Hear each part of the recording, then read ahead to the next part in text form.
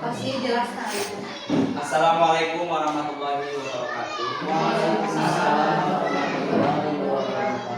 A'udzubillahi minasyaitonirrajim. Bismillahirrahmanirrahim. Allahumma rabbi sholli sadri wa yassir amri wahlul 'uqdatam min lisani yafqahu qawli. Amma ba'd. Yang saya hormati Bapak Ibu Dewan Guru yang pada kesempatan ini bisa hadir pada acara destinasi pemaparan modul 1.4. Yang saya hormati Bapak, Ibu, beserta orang tua, siswa yang bisa hadir pada kesempatan ini. Puji syukur kita panjatkan kehadirat Allah SWT.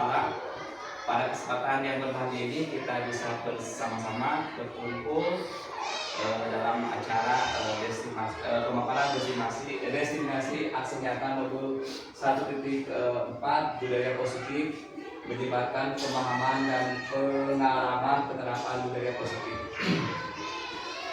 Salawat serta salam semoga tercurahkan terlimpahkan pada baginda alam Nabi Muhammad SAW. Baiklah, untuk mengefektifkan kegiatan ini, mari langsung saja kita awali dengan pembacaan Bismillahirrahmanirrahim. Ya, untuk selanjutnya yaitu tentang perkenalan. Ya, perkenalan dari saya yaitu fasilitatornya yaitu Bapak Abdul Ghafur SPD CHT, kemudian pengajar praktiknya Bapak Abu SPD dan tidak lagi. Kemudian CGP-nya saya angkatan 11. Lanjut. Ya.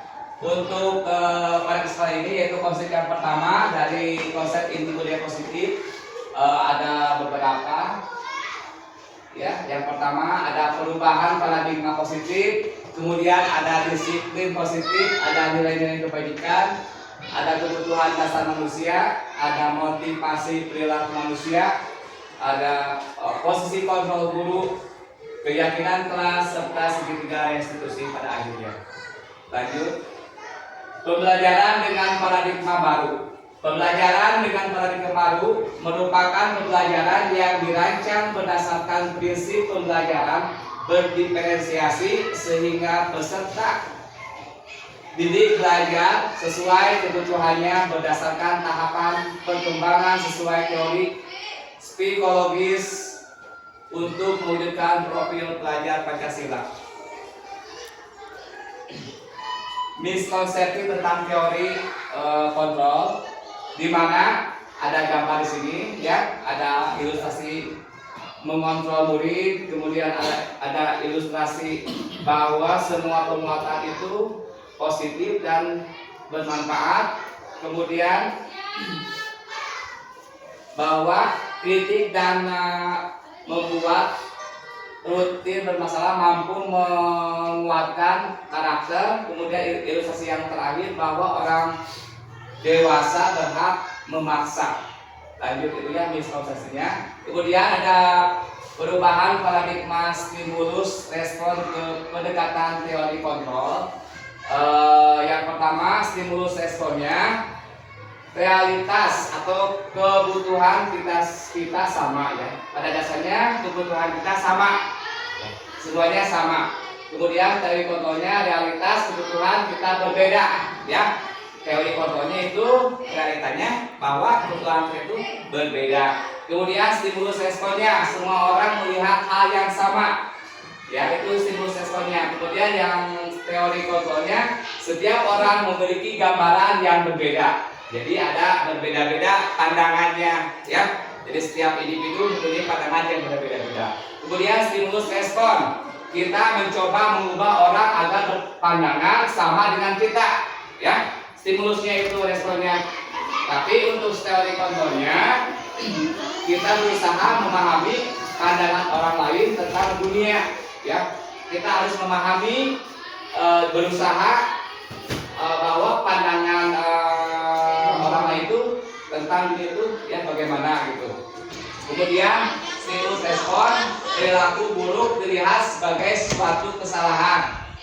Untuk teori kontrolnya, semua perilaku memiliki tujuan.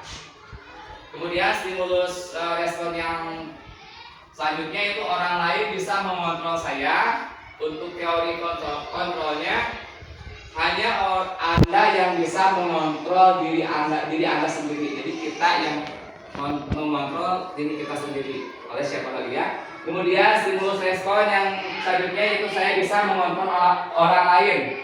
Untuk teori kontrolnya, Anda tidak bisa mengontrol orang lain.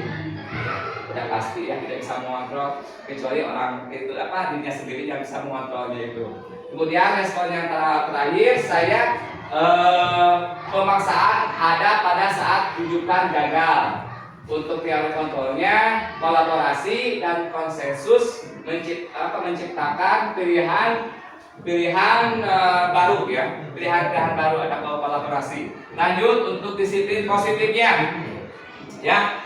Di sini ada disiplin positif berasal dari kata disiplina, artinya belajar. Disiplin mengacu pada disiplin diri yang memiliki tanggung jawab terhadap apa yang dilakukannya berdasarkan nilai-nilai yang diyakini. Kemudian disiplin positif merupakan salah satu cara penerapan disiplin yang bertujuan untuk menumbuhkan kesadaran serta memberdayakan peserta didik tanpa imbalan atau penghargaan atau reward, ancaman atau hukuman. Ya, jadi disiplin positif itu tujuannya itu tidak ada peserta didik itu tanpa ada imbalan, ada penghargaan, ada ancaman atau hukuman, jadi atas kesadaran diri sendiri. Kemudian sebagai pendidik, tujuan kita adalah menciptakan peserta didik memiliki disiplin diri sehingga mereka berperilaku mengacu kepada nilai-nilai kebajikan yang universal dan memiliki motivasi intrinsik dalam perubahan perilaku ke arah yang lebih baik. Lanjut, nilai-nilai kebajikannya.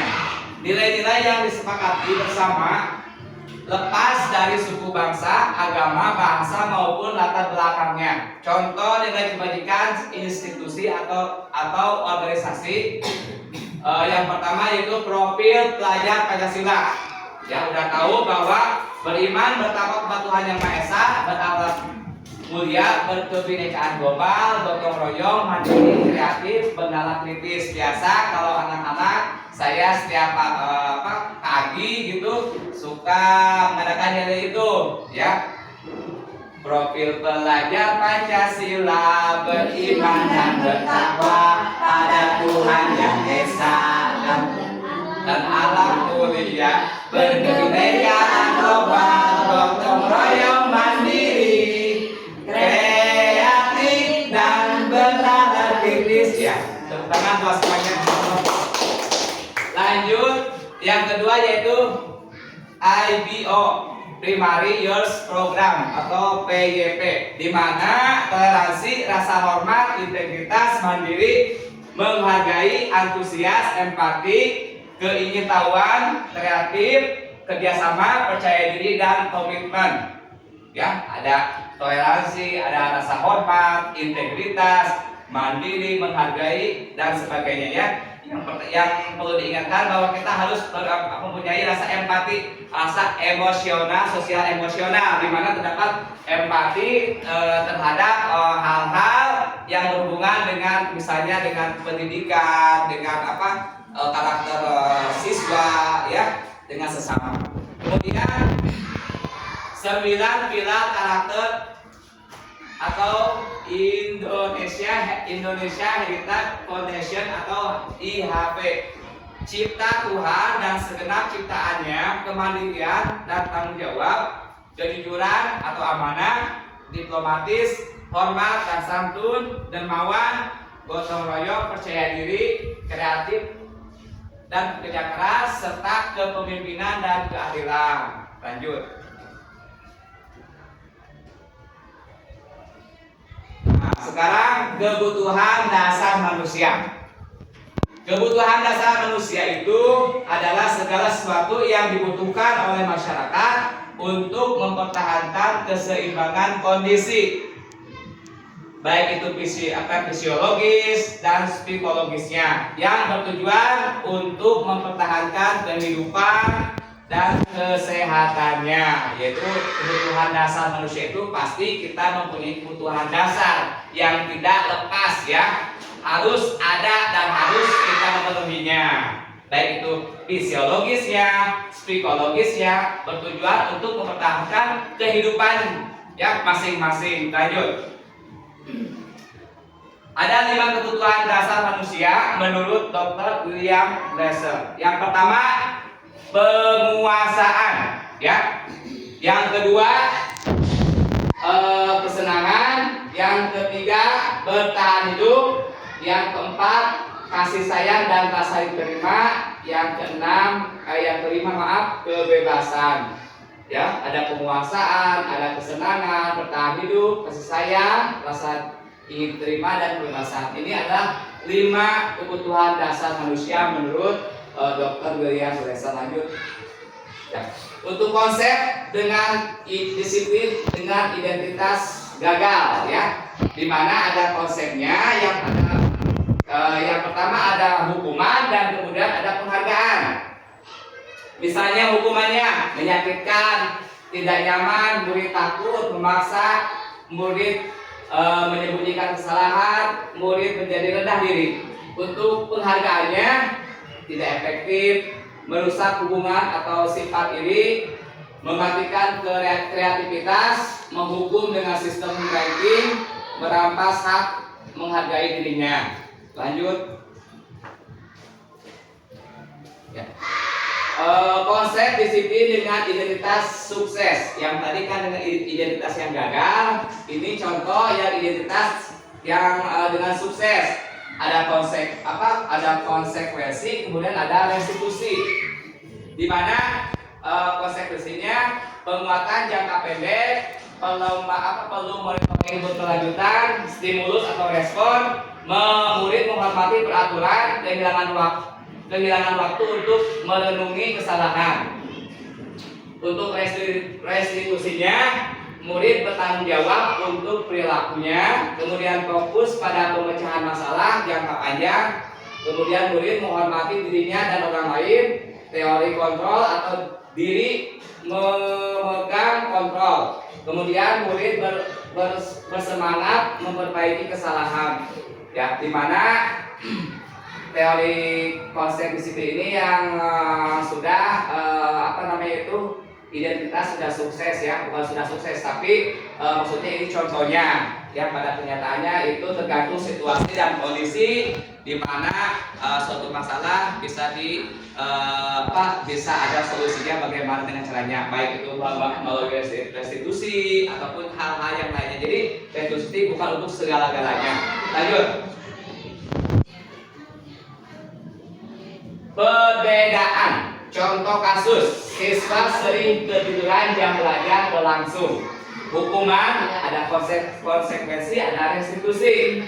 Kalau hukumannya, guru menghukum siswa tersebut hormat bendera selama 10 menit.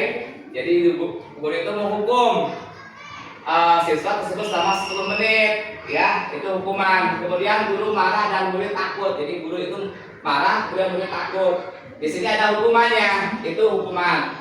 Ya, sedangkan konsekuensinya, guru memberikan konsekuensi untuk mengerjakan PR-nya saat jam istirahat atau dikerjakan sebanyak 3 kali. Guru tegas dan siswa menghormati peraturan. Untuk segitiga untuk restitusinya, guru menanyakan keyakinan keras atau dirinya dan membantu siswa menyelesaikan masalahnya. Kemudian guru terbuka dan siswa menghormati dirinya dan orang lain. Jadi untuk contoh kasus siswa yang sering ketiduran, jam belajar berlangsung, kita mengadakan restitusi ya biasanya ya. Terus bagaimana, ada tahapan-tahapan restitusi, ada di tahap selanjutnya. Lanjut. Nah, sekarang 5 posisi kontrol restitusi. Ya. Ini disiplin positif. Di sini yang pertama ada penghukum sebagai penghukum, kemudian ada sebagai pembuat rasa bersalah, kemudian ada sebagai teman, ada pemantau, dan ada manajer. Ada penghukum tadi, anak disuruh untuk berlari kalau kesiangan misalnya. Kemudian anak disuruh untuk apa? Misalnya hormat bendera, ya itu untuk hukuman. Kemudian untuk pembuat rasa bersalah, anak itu gimana? Ya, pembuat rasa bersalah itu anak itu bahwa gurunya itu bilang bahwa itu ada kesalahan yang sangat fatal dan harus bagaimana tindak lanjutnya. Sebagai untuk teman, jadi untuk teman misalnya ada suatu anak yang misalnya sering terlambat, kemudian tidak dengan kata-kata yang kasar, ya, tapi dengan lemah lembut, ya. Kemudian untuk memantau, ya seperti pemantau aja, memantau bagaimana orang lagi memantau bagaimana, ya. Kemudian untuk mengajar kita menjadi pemimpin pembelajar, ya, karena termasuk dari semua dari penghukum, pembuat rasa bersalah, teman, pemantau, yang paling bijak adalah seorang manajer. Lanjut. Motivasi perilaku manusia. 1. Menghindari ketidaknyamanan atau hukuman. Yang kedua, untuk mendapatkan imbalan atau penghargaan dari orang lain. Yang ketiga, menjadi orang yang mereka inginkan dan menghargai diri sendiri dengan nilai-nilai yang mereka percaya. Itu motivasi perilaku manusia. Dilanjut. Contoh penerapan 5 posisi kontrol. Contoh kasusnya, siswa tidak memakai atribut lengkap saat upacara bendera. Ada hukuman, patuhi aturan sekolah lalu berdiri di depan wanita. Itu sebagai seorang hukuman.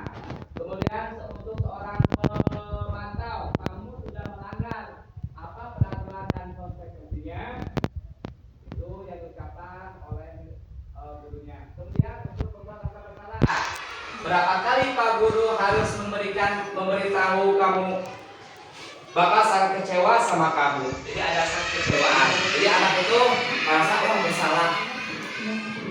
Apa yang bisa lakukan, dia merasa bersalah itu. Kemudian seorang teman, ayolah yang tertib, buat Pak Guru bangga. Kali ini tidak apa-apa, kamu salah. Itu hanya biasa dengan dengan mimik, dengan intonasi yang nyata. Kemudian untuk manajer, apakah kamu tahu kesalahanmu?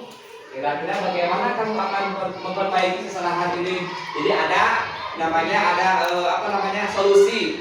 Ada solusi yang harus dilakukan, kemudian sehingga anak itu menjadi percaya diri dan untuk bisa merubah sikap ke yang lebih baik lagi ke depannya. Lanjut. Keyakinan kelas, ya. Keyakinan kelas adalah nilai-nilai kebajikan atau prinsip universal yang disepakati bersama secara universal, lepas dari latar belakang suku, negara, bangsa maupun agama.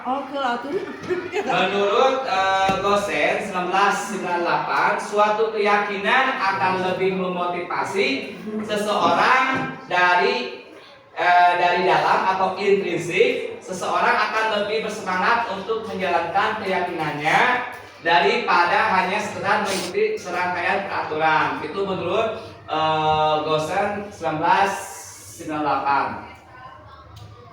Lanjut ke pembentukan keyakinan kelas, ya.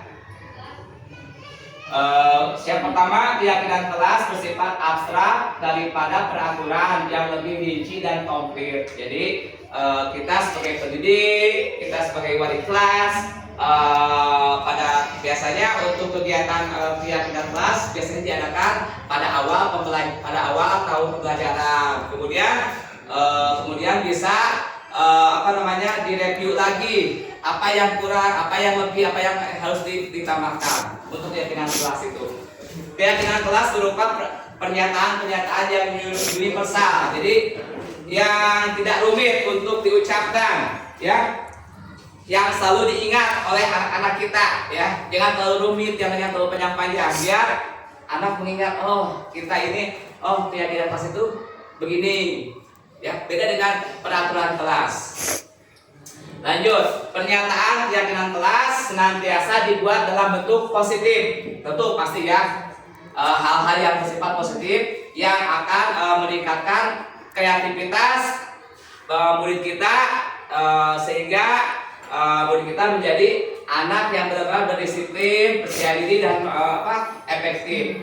Kemudian keyakinan kelas hendaknya tidak terlalu banyak sehingga mudah diingat dan dipahami, ya. Tentu jangan terlalu banyak, misalnya 5 poin, ya, atau 4 poin juga kalau itu benar-benar 4 poin bisa dilakukan. Ketimbang banyak tapi tidak dilaksanakan oleh peserta didik kita. Kemudian semua warga kelas sebaiknya ikut berkontribusi dalam membuat kegiatan kelas lewat curah pendapat, ya. Maaf, ini curah pendapat. Jadi warga kelas itu misalnya baik itu guru, anak siswanya, ya, membuat berkontribusi, nyurahkan isi hati nanti lewat kegiatan curah pendapat, unek-unek gitu ya. Apa yang harus dibenahi ke depannya, ya. Kemudian misalnya pembelajaran Bapak apa yang kurang, ya. Kemudian kedisiplinan apa yang harus ditingkatkan lagi, begitu. Kemudian bersedia meninjau kembali keyakinan kelas dari waktu ke waktu, ya, maafkan saya, dari waktu ke waktu. Jadi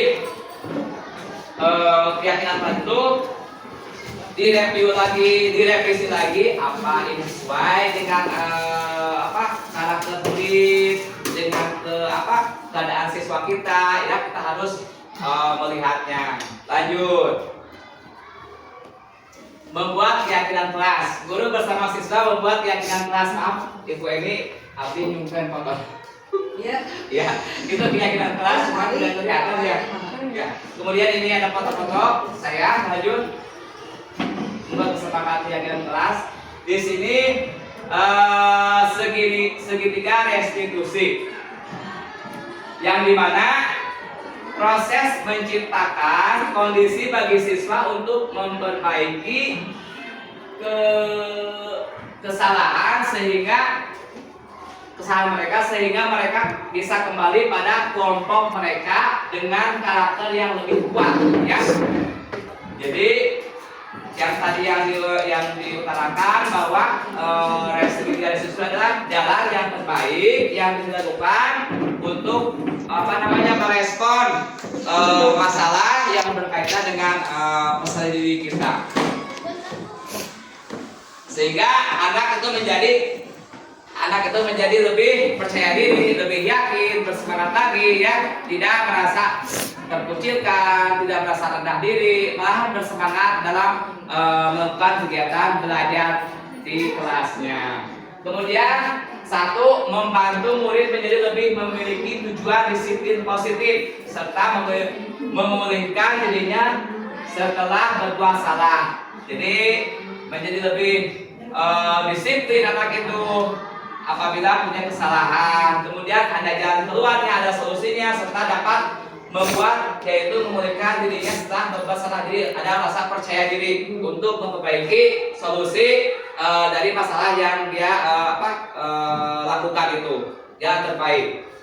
Membuat siswa untuk jujur pada diri sendiri dan mengevaluasi dampak dari kesalahan yang dilakukan. Jadi siswa itu jujur, untuk asal-asalan. Jadi jujur itu dalam hati, biasanya jujurnya lubuk dalam hati itu kita jujur. Kemudian memberikan penawaran bukan paksaan, ya. Intinya itu memberikan penawaran bukan paksaan. Kalau tadi atau hukuman dengan paksaan, kemudian kalau manajer itu, ya, kalau manajer itu memberikan penawaran bukan paksaan, itu restitusi. Lanjut.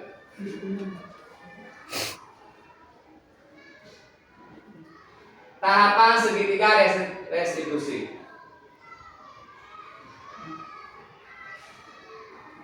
Yang sebelumnya, ya. Satu, menstabilkan identitas, di mana yang pertama berbuat salah itu tidak apa-apa. Kemudian tidak ada manusia yang sempurna. Saya juga pernah melakukan kesalahan seperti itu. Kita bisa menyelesaikan ini. Bapak Ibu juga, Bapak Ibu tidak tertarik mencari siapa yang salah, tapi Bapak Ibu ingin mencari solusi dari permasalahan ini. Kamu berhak merasakan begitu. Lanjut. Itu menstabilkan. Kemudian kedua, validasi tindakan yang salah. Yang pertama, padahal kamu bisa melakukan yang lebih buruk dari ini, ya.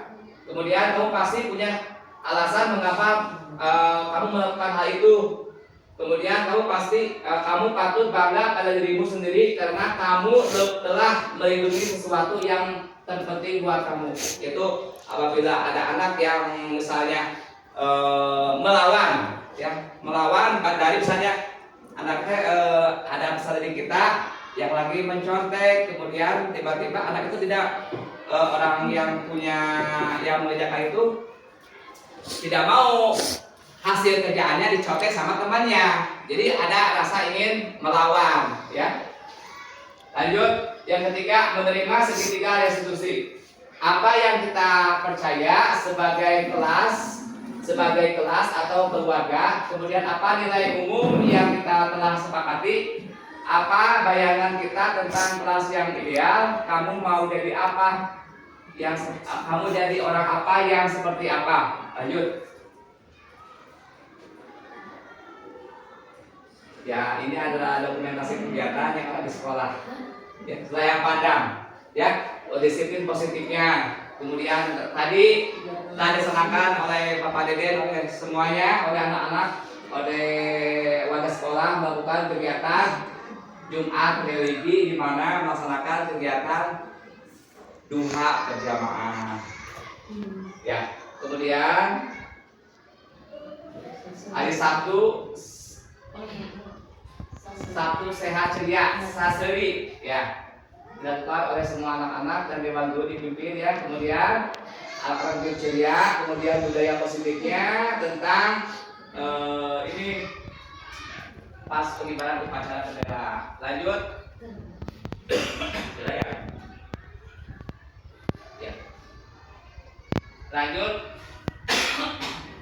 Ngaji sebelum belajar. Biasa tiap Jumat setelah melakukan biasanya setelah melakukan sholat duha kita melakukan pengajian dulu biasa. Kemudian gelis lumpat ini, ya. Lanjut. Terima kasih. Ya, kita kembali ke awal lagi.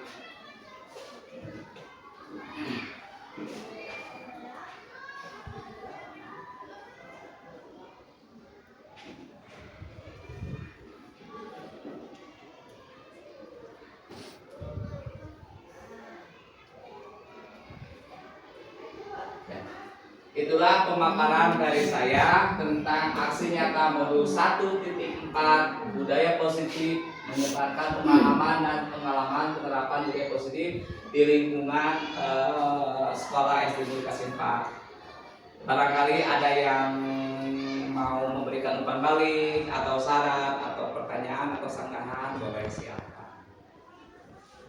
Atau mau menambahkan juga boleh. Sudah dilaksanakan ya, Pak? Apa? Sudah dilaksanakan. Untuk apanya? Pelaksanaannya kan kalau budaya positif biasa sudah dilaksanakan, barusan juga udah dilaksanakan. Barusan tadi kan Pak Deden sebagai ininya duha jamaah sudah dilaksanakan oleh anak-anak. Kemudian untuk kegiatan kebersihan juga alhamdulillah anak-anak selalu rajin melaksanakannya kegiatan itu. Kemudian untuk tadi lupa kegiatan untuk berdoa juga sudah, kemudian untuk menyapa, bersalaman, senyum, sapa, salam lagi sedikit sudah, alhamdulillah. Mungkin ada tindak lanjutnya itu untuk melakukan lebih lagi ditingkatkan lagi untuk kegiatan budaya positif, kegiatan hal-hal yang berhubungan dengan yang boleh menyebarkan pemahaman dan penerapan budaya positif lebih ditingkatkan lagi. Gitu. Ya. Demikianlah pemaparan tentang Aksinyata modul 1 dari 4. Mudah-mudahan saya kedepannya bisa lebih meningkatkan lagi tentang penerapan budaya positif di lingkungan SD Komunikasi 4. Ditutup. Sekian dan terima kasih. Billahi taufiq wal hidayah. Wassalamualaikum warahmatullahi wabarakatuh. Waalaikumsalam. Salam.